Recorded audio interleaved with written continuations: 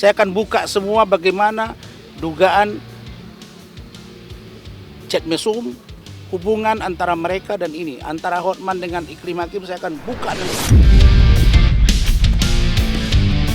Saya nggak pernah marah seperti ini, tapi kali ini dia harus kena. Hotman pun, kau tunggu bagianmu.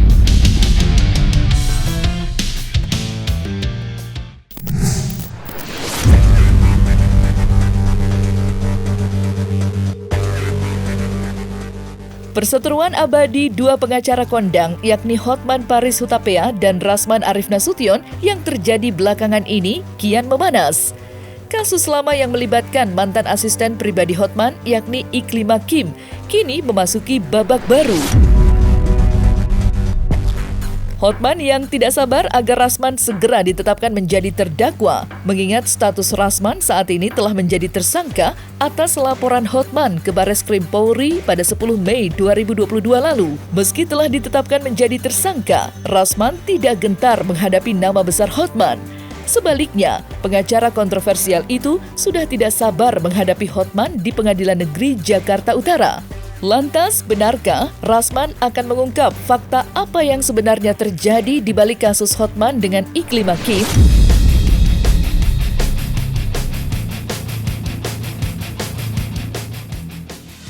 Hotman, selama ini kau mengata-ngatai saya di media sosial tanpa kau head to head dengan Rasman. Tapi di persidangan kau akan head to head dengan Rasman dan saya akan buka. Ingat aja. Dan saya sudah punya data, tim, dan ingat. Hari ini jangan coba-coba mendekati hakim, jaksa, dan lain-lain. Semuanya akan tegak lurus. Saya akan ungkap. Dan ini adalah pertaruhan bagi lawyer. Kalau sekarang gini, Iklim Hakim bilang ke saya dia dilecehkan. Kalau bahasa hukum dari saya diduga dilecehkan oleh Hotman. Oke? Dia buat kuasa, kami preskon. Ada dia suruh saya, chattingannya ada. Oke. Kemudian Hotman marah. Dilaporkan oleh dia Iklim Hakim. Terbukti Iklim Hakim jadi tersangka. Belakangan Hotman bilang mereka pacaran.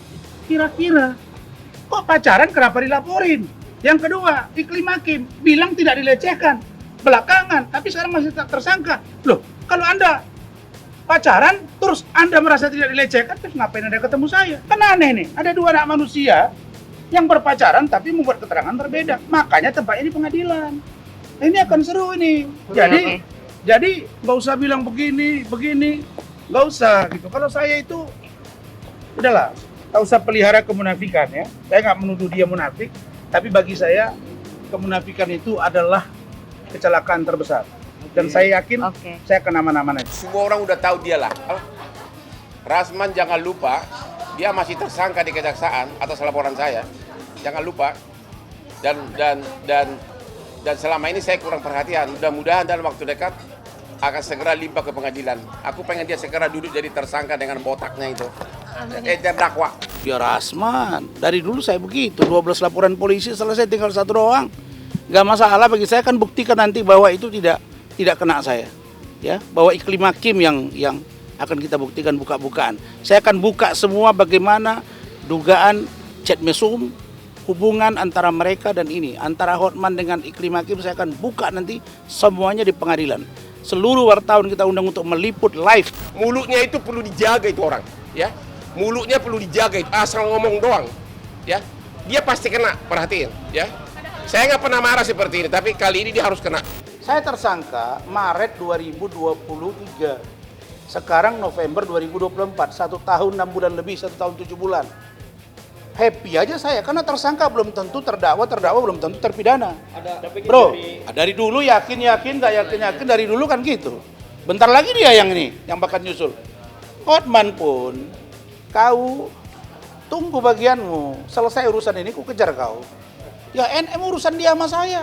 Gini ya, NM ini saya nggak ada masalah dengan dia. Lucu-lucu aja. Saya bantu Fadel, kok saya diserang-serang. Itu dulu. Terus saya dilaporin lagi. Terus live bahas-bahas Rasman. Ya fokus saja ke Fadel. Ujung-ujungnya kan melebar ini dia dengan saya kan. Ya, kalau saya siapa aja. Mereka belum tahu sejarah hidup saya. Aduh, saya ini dari bawah benar bro. Lapis bawah sampai saya syukur pada Allah, dan Allah nambah kemuliaan, perlindungan, kekuatan bagi saya. Gak ada masalah bagi saya terkenal se-Indonesia bahkan mancanegara ini. Saya syukuri di luar pikiran saya. Karena itu bagi saya, Allah memberi kemuliaan kepada hambanya. Kapan saja dia bisa berikan, tapi kapan saja bisa dia tarik. Artinya kemuliaan itu harus kita jaga dan kita lakukan. Saya bukan manusia bersih, saya juga banyak dosa. Tapi berusaha lebih baik dari mereka yang suka menabur dosa untuk memfinalkan.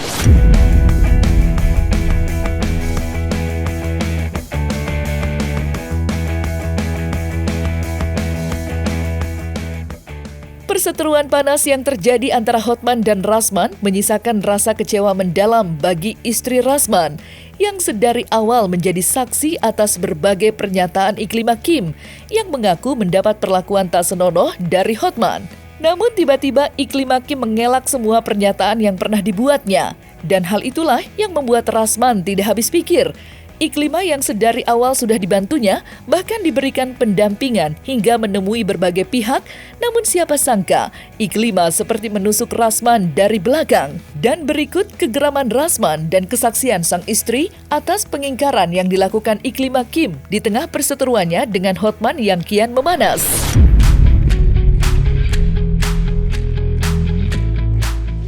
Dan kasus saya dengan Hotman, saya sudah sampaikan, dari sekian banyak laporan dan itu sudah clear, yang satu ini menjadi perdebatan gara-gara ulahnya Putri Iklimah Aprilia alias Iklimah Kim yang tidak mengakui tanda tangan, tidak mengakui dia dilecehkan. Padahal ada surat kuasa. Daripada berdebat dan kasus ini gantung, saya sudah bilang, ayo kita aja di pengadilan. Maka itu sudah sampai dari berkas ke PN. Minggu depan insya Allah kalau ada langsung kita akan buka semuanya. Yang pasti saya katakan, ada cerita tentang KTP terkait saya, ada cerita tentang melon, nanti itu lebih dahsyat lagi kalian lihat. Karena itu terbuka untuk umum, dan saya tidak mau kalau itu tidak terbuka. Kenapa? Karena ini menyangkut harkat martabat dan chattingan orang dan pembicaraan orang, bagaimana pengakuan Kim kepada saya, bagaimana data yang saya punya, surat menyurat itu ada semua. Nanti kita akan buka. Saya digambarkan seolah-olah saya ini dengan Iklimah Kim ini posisinya sama. Dia upload, saya upload. Dia memposting, dia menceritakan dilecehkan, saya ikut menyatakan dilecehkan. Kalau begitu apa bedanya pengacara sama klien? Saya jelas pengacara pada waktu itu. Ada surat kuasanya, ada pengacaranya Iklimah Kim maksud saya, atau Putri Iklimah Aprilia, ada surat kuasanya, ada saksinya, ada fotonya, dan ada videonya. Tapi anehnya, justru Iklimah Kim mengatakan tidak pernah merasa dilecehkan, tidak pernah beri kuasa, tapi mencabut kuasa. Bagaimana ceritanya surat kuasa ada, dicabut kuasanya? Tapi dia udah telepon Gusti, membujuk supaya mengaku sesuai mau dia. Nah sudah, karena ini sudah 18 bulan bro, lagian yang urusan berat menurut saya itu udah selesai. Laporan terhadap saya ijazah palsu itu kan harkat martabat saya, udah selesai. Laporan penipuan penggelapan selesai, yang ini receh. Ya udah kita buka aja di pengadilan. Kira-kira menurut Anda, apakah mungkin Iklimah Kim memberikan chat yang diduga mesum dari Hotman Paris kepada dia, diberikan kepada saya dalam rangka apa kepentingannya? Emang dia siapa? Dia bukan pengusaha, si Iklimah Kim ini, dia bukan artis terkenal. Saya nggak dapat keuntungan dari situ. Jadi kalau dianggap saya oleh si Hotman mengatakan bahwa saya menjalankan kuasa dengan itikat baik, tidak dengan itikat baik, keliru besar dia. Itikat baik dong. Di mana? Di Grand Cafe, Grand Hyatt, makan jutaan, baju kita belikan, duit minta kita kasih. Terus apa lagi? Mau bunuh diri kita tengokin, istri saya ikut mendampingi. Terus apa? Saya akan buktikan di pengadilan, dan saya yakin bebas. Apalagi jurisprudensi 4 orang putusan itu saya sudah lihat, semuanya bebas. Saya ceritakan dari A sampai Z, istri saya semua tahu cerita tentang saya menangani Iklimah Kim. Keluarga saya di sini dan di Medan tahu. Salah satu contoh, besok mau hari raya Idul Fitri, malam itu Iklimah Kim masih nelpon saya, didengar anak saya dan istri saya bahwa dia katanya nabrak pohon, terus berikutnya dia lagi katanya dikejar di tol. Capek saya dibuat anak itu, mau bunuh diri, nanti akan saya buktikan. Makanya kemarin dihantam sama istri saya, bukan dimaki-maki, dihina, bukan. Dia mau bilang, kau maksud kau apa? Kau susah kita tolong. Kok bisa-bisanya kau bilang tidak tanda tangan kuasa, bisa-bisa kau bilang nggak dilecehkan. Terus yang kau kasih ke Bang Rasman apa? Yang kau tanda tangani apa? Ngomong gitu. Dia nggak bisa jawab. Saksi saya lengkap. Maka kau Iklim Hakim akan berhadapan dengan saya di pengadilan. Kau akan debat dengan saya. Dan kau Hotman, kita akan debat habis-habisan. Ada saksinya. Dia datang ke Polda Metro bersama saya, Ibu Elida Neti, Pak Andar Situmorang. Ada. Kemudian dia buat dumas. Ada chat WA-nya minta diwakilkan, ditandatangani, ditiru oleh Saudara Gusti Gunawan Daulay. Sudah diberikan kesaksian ini. Kemudian Iklim Hakim menelepon Saudara Gusti Gunawan, direkam. Dia mengatakan, dia tidak pernah mengatakan tidak tanda tangan.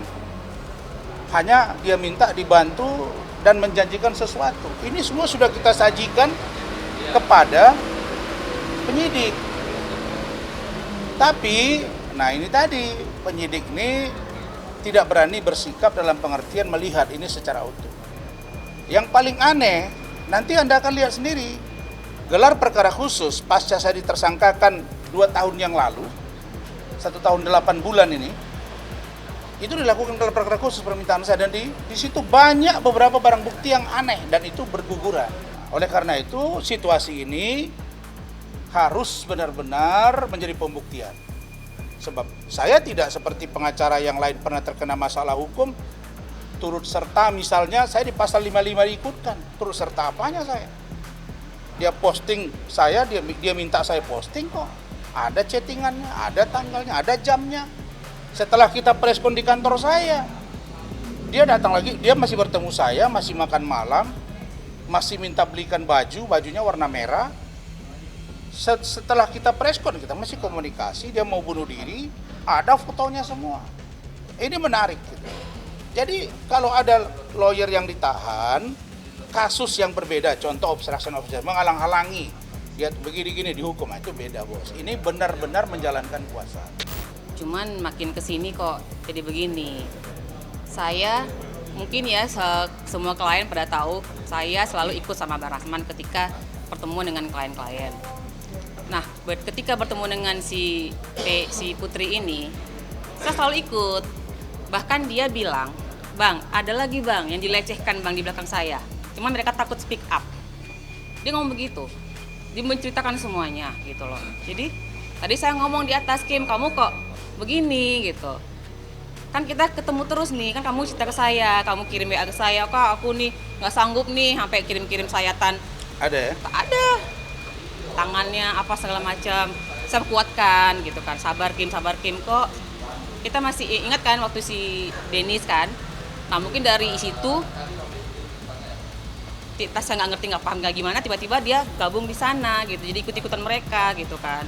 Makanya tadi di atas saya ngomong ke Kim, kamu kok begini, kamu kan tanda tangan, kan ada saya, berkali-kali sepertemuan selalu ada saya, kamu nggak ada baju minta beliin, kita beliin, anaknya ikut anaknya ikut makan sama kami semua. Kan pada saat itu kami kasihan, menangis terus kok begini gitu loh. Begitu saja. Dan begini statement kata Pak Prabowo, presiden kita, tidak ada yang istimewa.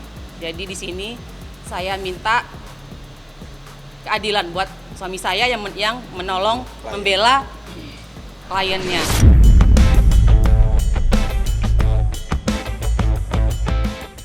Ditetapkannya Rasman menjadi tersangka atas laporan yang dibuat Hotman membuat Rasman meradang.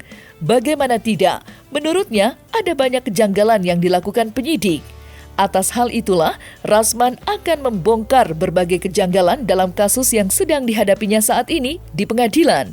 Tidak itu saja, Rasman juga menyinggung nama Presiden Prabowo agar membenahi kinerja kepolisian, terutama penyidik yang menangani kasusnya saat ini.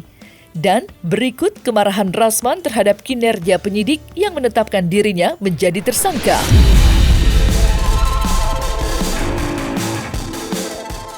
Saya sudah lapor polisi ya saya lapor satu, si Rasman itu yang pansos melulu, dia ingin ngetop seperti aku. Yang kedua, kliennya. Dan dalam waktu dekat akan diperiksa itu. Apalagi? Laporan di Polda, Bang. Pokoknya ada deh, sudah gua lapor. Dan si Rasman itu yang paling utama target saya itu.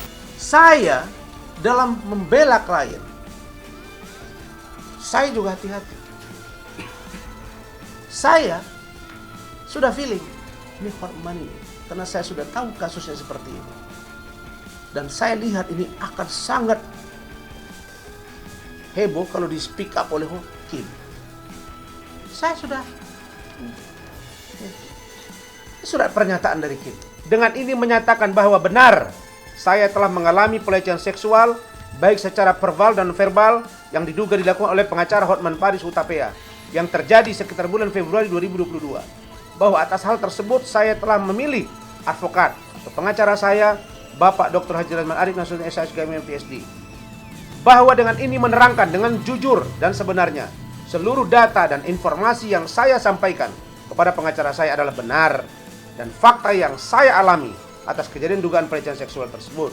Sehingga saya meminta kejadian itu untuk dipublikasi oleh pengacara saya melalui konferensi pers dalam kurung preskon dan menghubungi lembaga-lembaga terkait dengan tujuan untuk mencari keadilan pada diri saya karena kejadian tersebut saya alami di dalam mobil dan di salah satu apartemen di Jakarta serta chat WhatsApp kepada saya. Seluruh dokumen dan bukti yang telah saya sampaikan dan saya berikan kepada pengacara saya adalah benar adanya yang dapat saya pertanggungjawabkan sepenuhnya secara hukum. Demikian surat pernyataan ini saya perbuat dengan sebenar-benarnya tanpa ada unsur paksaan pihak manapun. Jakarta 25 April 2022, Putri Emilia Aprilia, Matre.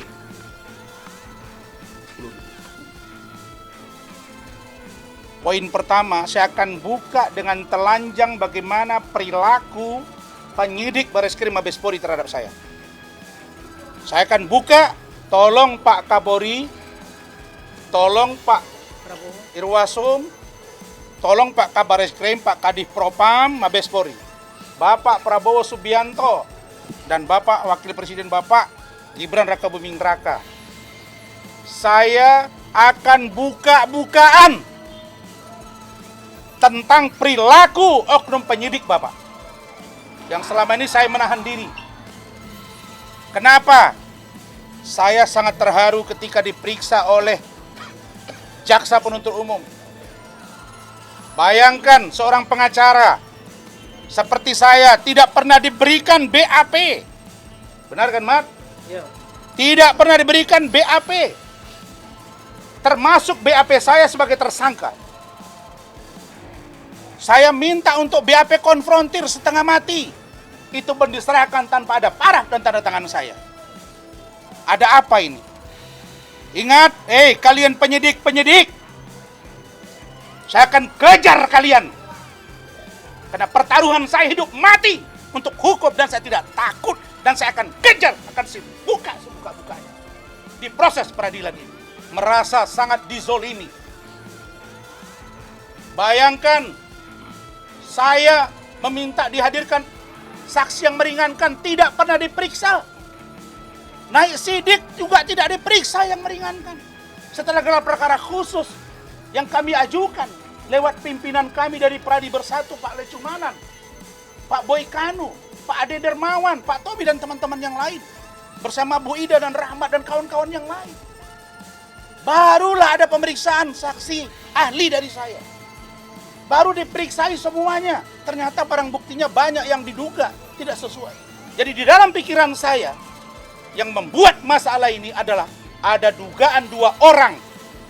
Yang satu mengaku ketika melapor ke saya dan buat preskon, tidak mengenal dia sebagai asprinya. Mengatakan cemburu, anak mangga besar, punya anak janda satu ditinggalkan di rumah tetangga. Tapi belakangan mengaku mereka pacaran. Yang satu lagi mengaku kepada saya bahwa dia mengatakan dia dilecehkan. Lalu kemudian belakangan bilang tidak ada pelecehan, tidak ada tanda tangan. Padahal ada saksi yang menyatakan itu. Ada Kementerian PPA yang sudah diperiksa. Pak, saya tidak mau berpolemik di kepolisian. Saya tidak mau ribut di kepolisian. Karena di dalam polisi pun banyak orang baik. Laporan terhadap saya, dugaan ijazah palsu, selesai. Laporan dan dugaan pidana pencemaran nama baik, maaf, dalam urusan penipuan penggelapan sudah selesai. Yang satu ini, Pak Kapolri, Pak Presiden, Pak Wakil Presiden, Pak Propam, Cybercrime Mabes Polri yang dipimpin oleh saudari inisial DH, tolong dievaluasi dan dikembalikan. Nah, selesai sudah Cumi Lovers, saksikan terus Cumi Camp In Depth, kabar lengkap, mendalam, dan akurat dari narasumber terpercaya. Dan jangan lupa untuk like, subscribe, dan juga share channel YouTube Cumi Cumi.